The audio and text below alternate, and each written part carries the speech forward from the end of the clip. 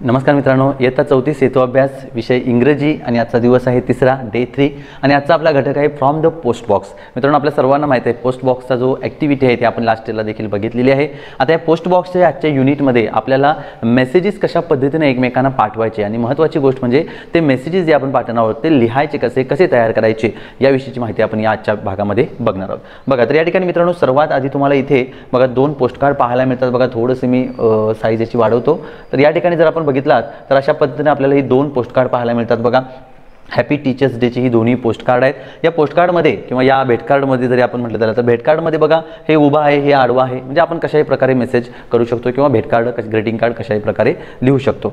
याच्यामध्ये बघा इथे महत्त्वाचा जो मेसेज आहे तो इथे दिलेला आहे, इथे देखील दिलेला आहे। इथे बघा हॅपी टीचर्स डे असं लिहिलेलं आहे, इथे खाली लिहिलेलं आहे हॅपी टीचर्स डे असं, आणि एक मेसेज असे दिलेले आपल्याला पाहायला मिळतात। आणि बाजूला सर्व काही डेकोरेट केलेलं पाहायला मिळतं। इथे फुलांची नक्षी काढलेली दिसते बघा सुंदर, इथे सुद्धा वेगवेगळी नक्षी काढलेली दिसते। असं डेकोरेशन करून ते ग्रीटिंग कार्ड बनवलेलं आहे। तर मित्रांनो, असं ग्रीटिंग कार्ड बनवत असताना सगळ्यात महत्त्वाची गोष्ट म्हणजे त्याच्यामध्ये असतो तो मेसेज लिहिणं, योग्य मेसेज लिहिणं हे तिथं महत्त्वाचं असतं आणि त्या मेसेजला साजेसं असं डेकोरेशन करणे हे सुद्धा महत्त्वाचं असतं।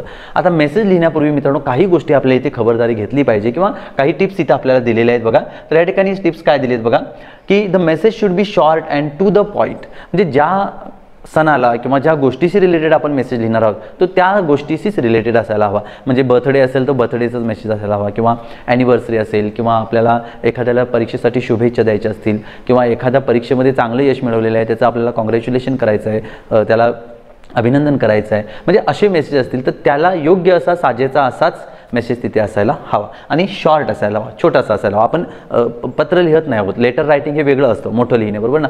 छोट्याशा 1-2 ओळीमध्ये तो मेसेज असावा। Plan before you write the message, तुम्ही जेव्हा मेसेज लिहिणार आहात त्यापूर्वी तो प्लॅन करा, तुम्ही त्याचं नियोजन करा, म्हणजे कोणता मेसेज लिहायचा आहे, तो कसा लिहावा, डेकोरेट कशा पद्धतीने करावं, हे सगळं प्लॅनिंग तुम्ही अगोदरच ठरवलं पाहिजे। आणि write your name at the end of the message, आणि सगळ्यात महत्त्वाची गोष्ट म्हणजे त्या मेसेजच्या शेवटी तुम्ही तुमचं नाव लिहायला अजिबात विसरू नका।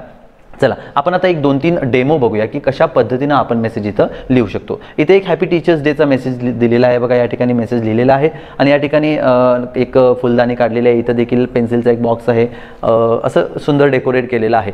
चला, आता आपल्याला मित्रांनो या ठिकाणी आपण सुद्धा अशाच पद्धतीने ग्रीटिंग कार्ड हे बनवू शकतो, असं बनवू शकतो किंवा हुबं जरी पोर्ट्रेटमध्ये बनवला तरीही तुम्हाला चालू शकतं।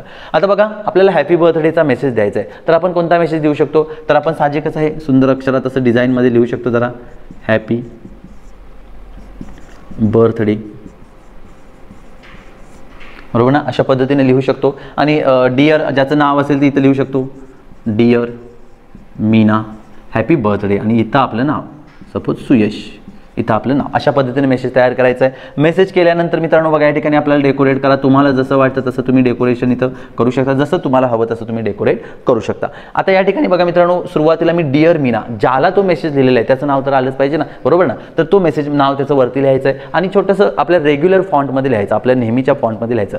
त्यानंतर महत्त्वाचा म्हणजे मेसेज, जो मेसेज तुम्ही देणार आहात तो महत्त्वाचा मेसेज ह्या मध्यभागामध्ये आला पाहिजे आणि शेवटी तुमचं नाव जसं असं लिहिलेलं आहे ज्या फॉन्टमध्ये किंवा ज्या जाडीमध्ये जेवढ्या उंचीमध्ये लिहिलेलं आहे ते अक्षर तेवढ्याच अक्षरात साधारणतः तुमचं नाव लिहावं, सेम लिहावं। आणि हा मधला मेसेज मात्र थोडासा फॉन्ट करावा, बोल्ड करावा, जेणेकरून तो ठळकपणे उठून दिसेल आणि त्याला वेगळ्या कलर्सने डेकोरेट सुद्धा आपण केलं पाहिजे। तर हा झाला हॅपी बर्थडेचा मेसेज। आपण या ठिकाणी हॅपी बर्थडेच्या मेसेजमध्ये आपण एक छोटासा केक देखील अशा पद्धतीने काढू शकतो, असा केक काढू शकतो डिझाईनमध्ये व्यवस्थित। त्याच्यानंतर त्याला एक अशी मेणबत्ती अशी दाखवू शकतो या ठिकाणी, म्हणजे तुम्हाला जसं करायचं आहे तसं तुम्ही इथे डेकोरेट करू शकता। त्याचबरोबर हॅपी बर्थडेच्या मेसेजमध्ये आपण wish you many many happy returns of the day असं सुद्धा मेसेज तिथे लिहू शकतो। ओके, आता समजा मीना एक्झामला जात आहे, एखाद्या परीक्षेला जात आहे, तिच्यासाठी तुम्हाला विश करायचं आहे, शुभेच्छा द्यायचं आहे, तर आपण कसा मेसेज लिहिणार, best of luck, best of luck असा मेसेज देऊ शकतो। आणि जो थंबचा एक हे असतो बघा इमोजी टाईप, तसा इमोजी आपण इथे ड्रॉ करू शकतो, बरोबर। किंवा मीनाने एखादं चांगलं यश मिळवलेलं आहे, एखाद्या परीक्षेमध्ये नंबर मिळवलेला आहे, तिला आपण शुभेच्छा द्यायच्या आहेत, तर आपण कोणता मेसेज लिहिणार इथं, कॉंग्रॅच्युलेशन्स, बरोबर ना, कॉंग्रॅच्युलेशन्स अशा पद्धतीने आपण पूर्ण मेसेज लिहा, कॉंग्रॅच्युलेशन म्हणजे अभिनंदन तुझं, बरोबर। अशा प्रकारे आपण इथे मेसेज दिला पाहिजे। समजा एखाद्या स्पेशल डेच्या शुभेच्छा मला द्यायच्या आहेत दिवाळीच्या, तर हॅपी दीपावली किंवा देऊन आपण मेन पंत्या तिथे काढू शकतो, आकाशकंदील काढू शकतो। गणेश चतुर्थीच्या द्यायच्या आहेत, हॅपी गणेश चतुर्थी, आणि तिथे एक छोटंसं गणपतीचं फोटो वगैरे आपण काढू शकतो. नाही जमलं तर तुमच्याकडे एखादं स्टिकर वगैरे असेल गणेशाचं तर देवा गणेशाचं स्टिकर तिथं तुम्ही स्टिक करू शकता. किंवा रक्षाबंधनाच्या शुभेच्छा द्यायच्या आहेत, डिअर मीना हॅपी रक्षाबंधन अशा शुभेच्छा देऊ शकता. इथे एक सुंदर राखी तुम्ही काढू शकता. म्हणजे तुम्हाला जशा पद्धतीचा मेसेज तयार करायचा आहे तसा तुम्ही तो करू शकता. फक्त ह्या गोष्टी लक्षात घ्या की वरती ज्याला मेसेज देणार त्याचं नाव असायला हवं, खाली तुमचं नाव असायला हवं आणि मध्ये जो काय मेसेज तुम्हाला द्यायचा आहे तो मेसेज असायला हवा. आणि महत्त्वाची गोष्ट म्हणजे त्याला डेकोरेट करायला अजिबात विसरू नका. सुंदर डिझाईन काढा, नक्षी काढा. त्यामुळे काय होईल, तुमचं जे ग्रीटिंग कार्ड आहे ते अधिक उठावदार होईल, अधिक आकर्षक दिसेल, खूप चांगलं दिसेल. तर हे मेसेजमध्ये आपण इथे बघायचं आहे. आता याच्यामध्ये मित्रांनो आपल्याला एक ॲक्टिव्हिटी दिलेली आहे. तर अशा पद्धतीचे ग्रीटिंग्स कार्ड तुम्ही बनवायचे आहेत तुमच्या वर्गामध्ये आणि तुमच्या मित्रांना शुभेच्छा द्यायच्या आहेत आणि त्या शुभेच्छा देऊन त्याला डेकोरेटसुद्धा करायचं आहे. आणि पुढे म्हटले की read the messages sent by your friends, आणि तुम्हाला तुमच्या मित्रांनी ज्या शुभेच्छा दिलेल्या आहेत त्या तुम्ही वाचून सुद्धा दाखवायच्या आहेत. वर्गामध्ये ही ॲक्टिव्हिटी तुम्ही नक्की करा. वर्गामध्ये ग्रीटिंग कार्ड बनवा आणि एकमेकांना शुभेच्छा द्या. चला आता मित्रांनो इथे आपल्याला होमवर्कमध्ये बघा या ठिकाणी make a post box from cardboard and keep it in your class. तर तुम्ही सर्वांनी मिळून एक पोस्ट बॉक्स बनवायचा आहे, तो तुमच्या वर्गामध्ये ठेवायचा आहे. कार्डबोर्डचा बनवा, पुठ्ठ्यांचा, आणि त्याच्यामध्ये तुम्ही मेसेजेस टाकत राहा दररोजचे, रेग्युलर किंवा आठवड्याने वगैरे. आणि मग टीचर जे असतील, शिक्षक असतील ते येतील दररोज, तो पोस्ट बॉक्स उघडतील, त्याच्यामधल्या ज्या काही चिठ्ठ्या असतील किंवा जे काही मेसेजेस असतील ते ओपन करतील, ग्रीटिंग्स कार्ड ओपन करतील आणि ते ज्याला दिलेलं आहे त्याला ते पोस्ट करतील. म्हणजे थोडक्यात तुमचे टीचर्स इथे म्हणजे पोस्टमन म्हणून काम करणार आहेत आणि तुम्ही एकमेकांना मेसेजेस इथे पाठवायचे आहेत. तर असे सिंपल मेसेजेस तुम्ही तयार करून, इंग्रजीतून तयार करून या पोस्ट बॉक्समध्ये टाकायची आहेत आणि ही ॲक्टिव्हिटी सुद्धा तुम्ही सर्वांनी करायची आहे. आणि इथे म्हटलेलं आहे की write message to your sister for the occasion of Rakshabandhan festival. तर तुम्ही तुमच्या बहिणीला रक्षाबंधन फेस्टिवलच्या शुभेच्छा द्यायच्या आणि तो मेसेज लिहायचा आहे. चला तर हा होमवर्क आपण सर्वांनी पूर्ण करायचा आहे आणि रेग्युलरली अशा शुभेच्छा आपण द्यायच्या आहेत जेणेकरून आपल्याला अधिक इंग्रजीचा सराव होईल. चला तर मित्रांनो आज आपण या इंग्रजीच्या भागामध्ये इतकंच बघितलेलं आहे. आता आपण आपल्या गणितच्या भागामध्ये आजच्या दिवशीचा कोणता घटक आहे तो बघूया. इयत्ता 34 हेतू अभ्यास विषय गणित आणि आजचा दिवस आहे मित्रांनो तिसरा दिवस. आणि आज आपण बघणार आहोत अंकांची स्थानिक किंमत. बरोबर ना. संख्येमध्ये जे अंक असतात त्या वेगवेगळ्या स्थानावर बसलेले असतात. वेगवेगळ्या स्थानावर म्हणजे एकक स्थान असतं, दशक स्थान असतं, शतक स्थान असतं आणि त्या स्थानानुसार प्रत्येक अंकाची किंमत ही वेगवेगळी असते. तर ही स्थानिक किंमत आज आपण इथे अभ्यासणार आहोत. या स्थानिक किंमतीलाच इंग्रजीमध्ये तुमच्या माहितीसाठी प्लेस व्हॅल्यू असं म्हटलं जातं. प्लेस म्हणजे ठिकाण, स्थान, व्हॅल्यू म्हणजे किंमत, स्थानिक किंमत, प्लेस व्हॅल्यू. चला तर इथे आपल्याला एक एक्झाम्पल दिलेलं आहे, इथे आपण अभ्यासूया 342. तर या ठिकाणी या एक्झाम्पलमध्ये 342 एकक स्थानी 2 अंक आहे, दशक स्थानी 4 अंक आहे आणि शतक स्थानी 3 हा अंक आहे. बरोबर. म्हणजे इथे 3 शतक आहे आणि 3 शतकची किंमत होते 300. बरोबर. 4 दशकची किंमत होते 40 आणि 2 एककची किंमत होते 2च. एककच्या घरामध्ये कोणताही अंक असेल तेवढीच त्याची किंमत होत असते. दशकच्या घरामध्ये 10 पटीने किंमत होत असते. शतकच्या घरामध्ये 100 पटीत किंमत होत असते. म्हणून इथं बघा 3 हे शतक आहे म्हणून 3ची स्थानिक किंमत 300, 4ची स्थानिक किंमत 40 आणि 2 एकक आहे म्हणून 2ची स्थानिक किंमत 2 झालेली आहे. आणि या तिघांची जर बेरीज केली तर ती 342च इतकी येते. ओके. अजून एक एक्झाम्पल बघा या ठिकाणी आपल्याला दिलेलं आहे बघा 685. 685 मध्ये 6 शतक आहे म्हणून 6ची किंमत 600, 8 दशक आहे म्हणून 8ची स्थानिक किंमत 80 आणि 5 एकक आहेत म्हणून 5ची स्थानिक किंमत 5च येते. आता मित्रांनो एक छोटीशी ट्रिक तुम्हाला मी सांगतो इथे की एकक स्थानी जो अंक असेल तेवढीच त्याची स्थानिक किंमत येते. 4 असेल 4च, 3 असेल 3च, 9 असेल 9च. ओके. दशक स्थानामध्ये 1 शून्य वाढवायचे कारण 1 दशक म्हणजे 10, 1 दशक म्हणजे 10 एकक. बरोबर ना. मग 10 मध्ये 1 शून्य असते म्हणून 8 दशक असते तर 8वर 1 शून्य 80, 9 दशक असेल तर 9वर 1 शून्य 90, 5 दशक असेल तर 5वर 1 शून्य 50. म्हणून दशक म्हणजे 1 शून्य हे तुम्ही इथे लक्षात घ्यायचं आहे. दशक म्हणजे 1 शून्य द्यायचे.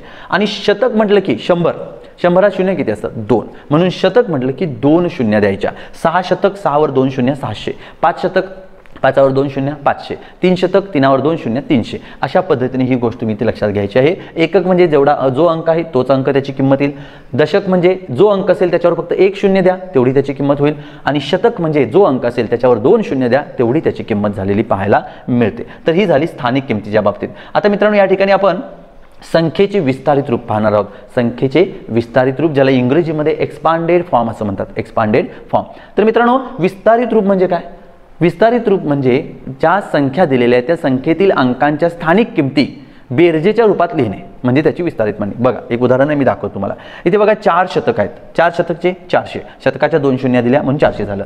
3 दशक आहेत, दशकाचे 1 शून्य 30 झाले आणि 5 एकक आहेत म्हणून 5. या तिघांची बेरीज केली तर 435 इतकी संख्या तयार झाली. आता ही जी मांडणी केलेली आहे याच मांडणीला संख्येचे विस्तारित रूप असं म्हटलं जातं. 4 ची किंमत 400 अधिक 3 ची किंमत 30 अधिक 5 ची किंमत 5, ही बेरजेच्या रूपामध्ये स्थानिक किमती लिहिणे म्हणजेच संख्येची विस्तारित मांडणी होय. बघा या ठिकाणी अजून एक उदाहरण दिले बघा.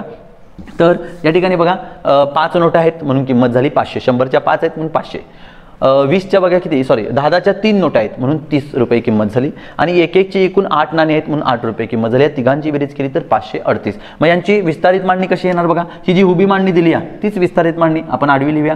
500 अधिक 30 अधिक 8, तर मी इंग्रजीमध्ये लिहिलं ओके. 500 अधिक 30 अधिक 8 538, ही झाली 538ची विस्तारित रूपातील मांडणी. हे इथे लक्षात घ्यायचं आहे. आता इथे आपल्याला याच्यावर आधारित एक ॲक्टिव्हिटी दिलेली आहे बघा या ठिकाणी. तर ही ॲक्टिव्हिटी आपण पूर्ण करायची आहे. 498 मध्ये 4 शतक आहेत म्हणून त्याची किंमत झाली 400. 9 दशक आहेत, 9 दशकची किंमत झाली 90, दशकाची 1 शून्य द्यायची आणि 8 एकक म्हणजे 8च, बरोबर ना.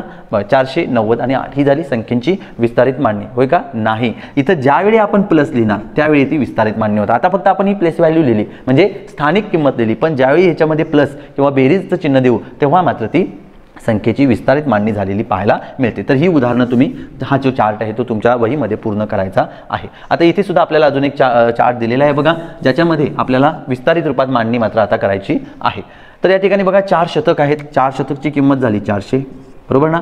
3 दशक आहेत म्हणून 3 दशकची किंमत झाली 30 आणि 5 एककची किंमत 5. 400 अधिक 30 अधिक 5 ही विस्तारित रूपातील मांडणी झाली. कोणत्या संख्येची, 435 या संख्येची. इथे 356 रुपये दिलेले आहेत. 3 शतक आहेत म्हणजे 300 रुपये झाले. 5 दशक आहेत म्हणजे 50 रुपये झाले आणि 6 एकक आहेत म्हणजे 6 रुपये झाले. ही मांडणी कोणाची झाली, 356 या संख्येची विस्तारित रूपातील मांडणी इथे झालेली आहे. पुढे जाऊया. पुढे आपल्याला एक एक्झाम्पल दिलेलं आहे. हे एक्झाम्पल आपण म्हणजे तुम्ही सॉल्व्ह करायचं आहे, तुम्ही सोडवायचं आहे. हा तक्ता तुम्ही पूर्ण करायचा आहे. इथे बघा आडव्या रूपामध्ये दिले शतक 2 आहेत, दशक 3 आहेत, त्यानुसार तुम्ही त्या किमती लिहायच्या आहेत आपल्या सरावासाठी. इथे आपल्याला एक तक्ता पूर्ण करायचा आहे बघा, ज्याच्यामध्ये संख्या दिलेल्या आहेत त्याचं विस्तारित रूप आहे आणि इथं अक्षरी लेखन करायचं आहे. इथं बघा 312 आहे. 300 मध्ये 3 शतक आहेत म्हणून 300 अधिक 1 दशक आहेत म्हणून 10 अधिक 2 एकक म्हणून 2, ही झाली विस्तारित रूपातील मांडणी. आणि याचं अक्षरी लेखन कसं येणार मित्रांनो, 312. 312 याचे अक्षरी लेखन इंग्रजीमध्ये पण तुम्हाला सांगतो, याला 312 असं म्हणतात. तुमच्या माहितीसाठी 312 असं याला इंग्रजीमध्ये वाचन केलं जातं. आपण 403, इथं ऑलरेडी त्यांनी 403 असं लेखन केलेलं आहे अक्षरी लेखन. याचं वाचन 403 असं करतो, इंग्रजीत 403. 403. आता याचं विस्तारित रूपातील आपण मांडणी लिहूया. 4 शतक आहेत म्हणून 400 अधिक दशक 0 आहेत म्हणून शून्याची किंमत 0च. 0 कुठेही असू देत, ते एकक असेल, दशक असेल, शतक असेल, 0च किंमत येते. आणि 3 एकक आहेत म्हणून 3, ही झाली विस्तारित रूपातील मांडणी. इथं बघा इथं संख्याच दिलेल्या नाहीत. 711. 711 पहिल्यांदा संख्या लिहूया आपण, 711. 711 इंग्रजीत. याची विस्तारित मांडणी लिहूया. 7 ची 700 अधिक 1 दशकची 10 अधिक 1 एककची 1. बघा 711, बरोबर ना. 7 शतक 1 दशक 1 एकक, 711 ही विस्तारित रूपातील मांडणी इथे झालेली आहे. आता उरलेले जे 3 सम्स आहेत त्यात तुम्ही सोडवायचे आहेत. दी उदाहरणे ती तुम्ही सोडवायची आहेत. चला आता पुढे बघा, इथे आपल्याला एक ॲक्टिव्हिटी दिलेली आहे. त्यांनी खाली दिलेल्या संख्यांपैकी दिलेली स्थानिक किंमत असलेला अंक अधोरेखित कर. इथं स्थानिक किंमत दिलेली आहे आणि याच्यामधल्या संख्यांमधला अंक शोधायचे आहे ज्याची स्थानिक किंमत इतकी आहे. स्थानिक किंमत आहे 50. इथं मला सांगा 50 स्थानिक किंमत कोणाकोणाची येईल. तर इथं बघा 5 आहे जे एकक स्थानी आहे, त्याची किंमत 5च येणार. इथं 5 5 5 आहे, तर यामधल्या दशक स्थानाच्या 5ची किंमत ही किती येणार आहे, 50 येणार आहे. त्याच्यानंतर इथं सुद्धा दशक स्थानी 5 आहे बघा, आणि अजून कुठे नाही. तर हे 2 5 आहेत ज्यांची स्थानिक किंमत ही 50 इतकी येणार आहे. आता 8च किंमत दिलेली आहे, याचा अर्थ 8 एकक स्थानी असायला हवं. कुठे आहे बघा एकक स्थानी, तर या ठिकाणी बघा इथे आहे, इथे आहे, इथे आहे. पुढे बघा 300 3 शतक 300 शतकाच्या स्थानी असायला हवं. कुठे आहे बघा, इथे आहे, इथे आहे, 2 ठिकाणी आहे. आणि 1 एकक दिलेला आहे म्हणजे एकक स्थानी 1. इथं 1 आहे, इथं 1 आहे, इथं 1 आहे, ह्या 9 आहे. ओके ठीक आहे. या 3 ठिकाणी 1 1 1 असलेलं आपल्याला पाहायला मिळतं. आता आपण पुढे जाऊया. आपल्याला खूप उदाहरणं इथे सोडवायला दिलेली आहेत, ज्याच्यामध्ये आपल्याला स्थानिक किंमत पण दिलेली आहे आणि विस्तारित रूपातील मांडणीसुद्धा दिलेली आहे. आपण हे एक उदाहरण सोडूया, बाकीची सर्व उदाहरण तुम्ही सरावाचे सोडवायचे आहेत. आणि मित्रांनो, शेवटी मात्र मी तुम्हाला विस्तारित रूपातील एक महत्त्वाची गोष्ट सांगणार आहे, जी तुम्हाला शिष्यवृत्ती परीक्षेला, प्रज्ञाशोध परीक्षेला सुद्धा विचारली जाते. चला आधी हे उदाहरण सोडवून घेऊया. इथे बघा 3 शतक आहेत म्हणून मी लिहितो आधी 3 शतक, 0 दशक आहेत म्हणून 0 दशक आणि 5 एकक आहेत म्हणून 5 एकक. 3 शतकची किंमत 300, शतकाच्या 2 शून्य 300, 0 दशकची किंमत 0, 5 एककची किंमत 5. ही झाली विस्तारित रूपातील मांडणी कोणाची? या 305 या संख्येची. अशाच पद्धतीने ही तुम्ही उदाहरणे सोडवायची आहेत. पुढे बघा, पुढे सुद्धा आपल्याला इथं उदाहरणे सोडवण्यासाठी दिलेली आहेत. ओके, चला. तर मित्रांनो, या ठिकाणी उदाहरणं आहेत, पण हे घटक वेगळा आहे. खालील संख्या विविध रूपातली अतिशय महत्त्वाचा घटक आहे. तत्पूर्वी मित्रांनो, मी तुम्हाला विस्तारित रूपातील एक गोष्ट इथे महत्त्वाची माहिती सांगणार आहे. बघा, या ठिकाणी मित्रांनो एक संख्या लिहितो मी 538. या संख्याची विस्तारित रूपातील मांडणी कशी होणार आहे? 500 अधिक 30 अधिक 8 अशी होणार आहे. बरोबर आहे ना? समजा हीच विस्तारित रूपातील मांडणी तुम्हाला 30 अधिक 500 अधिक 8 अशी जर दिली तर बरोबर का चूक? बरोबर आहे मित्रांनो. फक्त यांची जागा बदललेली आहे. बेरजेमध्ये संख्यांची जागा बदली केली तरी उत्तरात बदल होत नाही. 2 अधिक 3 5च येतं आणि 3 अधिक 2 केलं तरी सुद्धा 5च येतं. बरोबर ना? त्यामुळे याची स्थानिक किंमत ही सुद्धा बरोबरच आहे. तुम्हाला स्पर्धा परीक्षेमध्ये म्हणजे MTS असेल, प्रज्ञाशोध म्हणा किंवा शिष्यवृत्ती परीक्षेमध्ये अशी उदाहरणं विचारली जातात आणि आपल्याला म्हणतात चला याची स्थानिक किंमत दिलेली आहे संख्याला, आपण गडबडीत काय करतो? इथं 3 आहे म्हणून 3 घेतो, इथं 5 आहे 5 घेतो, इथं 8 आहे 8 घेतो. चला उत्तर झालं, पण आपलं चुकू शकतं. त्यामुळं अशा प्रकारच्या उदाहरणांमध्ये आपण ही खबरदारी घेतली पाहिजे. इथं 30 आहे म्हणजे 30 आहे त्यामुळे ते 3 दशक आहे. इथं 500 आहे म्हणजे ते 5 शतक आहे आणि इथं 8 एकक आहे त्यामुळे ते 8 एकक आहे. त्यामुळं अशी जरी तुम्हाला अदलाबदल करून दिली तरी त्यांची स्थानिक किंमत बदलत नाही. आपल्याला फक्त योग्य अंक योग्य स्थानावरच ठेवावा लागतो. चला आता शेवटचा भाग बघूया आजच्या भागातला, आजच्या दिवसातला. तो आहे दिलेल्या संख्या विविध रूपात लिहिणे. आता विविध रूपात लिहिणे म्हणजे बघा, 432 ही संख्या कशी लिहिली आहे बघा. 43 दशक 2 एकक, 432 4 शतक 32 एकक किंवा 40 दशक 32 एकक अशी लिहिलेली आहे. मग हे असं लिहायचं कसं? त्याच्यासाठी तुम्हाला मित्रांनो 2-3 गोष्टी तुम्हाला माहिती असायला हव्यात की 1 दशक म्हणजे 10 एकक, हे महत्त्वाची गोष्ट. 1 शतक म्हणजे 100 एकक. बरोबर? आपण दशक आणि एकक आणि शतक आणि एककमध्ये लिहिले. दशक आणि शतक मधला संबंध काय? तर मित्रांनो 10 दशक म्हणजेच 1 शतक. ही गोष्ट लक्षात घ्या. बघा 10 20 30 40 50 60 70 80 90 100 10 दशक एकत्र आले की 1 शतक होतो. आपण पहिल्या दुसऱ्या दिवसांमध्ये याचा सराव केलेला आहे. आता बघा या ठिकाणी मित्रांनो या संख्येचे वेगवेगळ्या रूपात कशा लिहायच्या. चला आता बघा या ठिकाणी मी एक संख्या घेतो, हीच संख्या घेतो 432. पहिल्यांदा आपण रेग्युलरली डायरेक्टली मी संपूर्ण संख्या एककमध्ये लिहितो. 432 एकक. ओके, बरोबर आहे ना? कारण संपूर्ण एककच आहे त्यामुळे एककमध्ये लिहिले. आता मी काय करतो, याच्यातलं 2 एकक बाजूला काढतो. मग राहिलेलं कुठल्या भागामध्ये? हा 43 ही संख्या, तर ती येणार आहे 43 दशक आणि 2 एकक. बघा दशकाच्या घरात मी 43 लिहिलं आणि एकक मात्र 2 ठेवलं. आता मी काय करतो, 3 दशक बाजूला काढतो. 4 कुठल्यामध्ये जाईल? तर 4 जाणार आहे शतक. 4 शतक 3 दशक 2 एकक. बघा या ठिकाणी सुद्धा मी 3 प्रकारे ही संख्या लिहिलेली आहे. आता अजून वेगळ्या प्रकारे लिहूया. बघा या ठिकाणी आता मी बघा 43 दशक 2 एकक अशी संख्या लिहिलेली आहे. आता या 43 दशकामधले मी काय करतो, 40 दशक बाजूला काढतो. बघा 40 दशक मी बाजूला काढले. किती दशक शिल्लक राहिले? 3 दशक शिल्लक राहिले. मग 3 दशक मी या एककात मिळवतो. 3 दशक म्हणजेच किती? 30. मग 30 आणि 2 32. 32 एककात ठेवलं. हे सुद्धा याची किंमत बरोबर आहे. बघा मी काय केलं, 40 दशक बाजूला काढलं 400.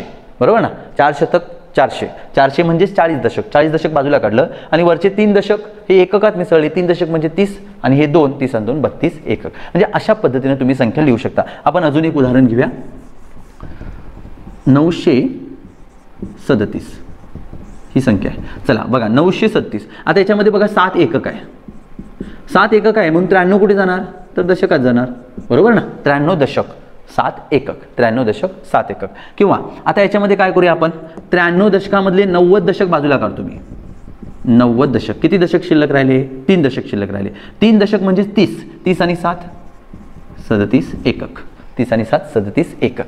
किंवा 9 शतक 3 दशक 7 एकक. हे सुद्धा माझं बरोबर आहे. 3 प्रकारे मी इथं लिहिलेले आहे. किंवा शतक काढूया.